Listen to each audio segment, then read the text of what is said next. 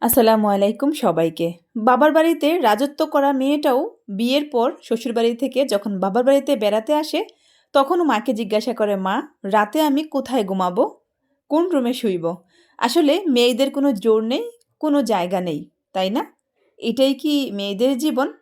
আমার মনে একটা আশা আছে, যদি আল্লাহ তাআলা কখনো আমাকে মেয়ে দান করে, আমি আমার মেয়েকে একটা বাড়ি লিখে দিব। হয়তোবা একটা ঘর করে দিব। যেন কেউ বলতে না পারে, "কোথায় আর যাবে? এখানেই তো থাকতে হবে। তোমার তো আর কোনো ঘর নেই, তোমার তো কোনো বাড়ি নেই।"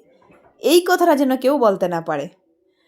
তো আমার আজকের ভিডিওটি কেমন হয়েছে অবশ্যই ছোট্ট একটা কমেন্টের মাধ্যমে জানিয়ে দিবেন।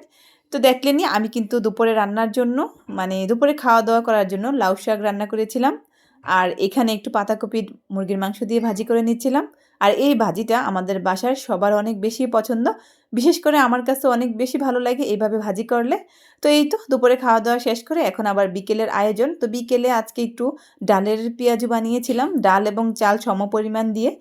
এটা ছিল অবশ্য আমার আপুর বাসায়। আপুরেও গিয়ে দেখি ডাল চাল একসাথে দিয়ে খুব সুন্দর করে এই পেঁয়াজুগুলো বানিয়ে নিচ্ছিল। আর পেঁয়াজুটা খেতে এত মজা হয়েছিল, খুবই মচমচা হয়েছিল, খেতে দারুণ লাগছিল বিকেলে। আর চা'র সাথে এই টাইপের নাস্তা শীতের দিন খেতে কিন্তু দারুণ লাগে।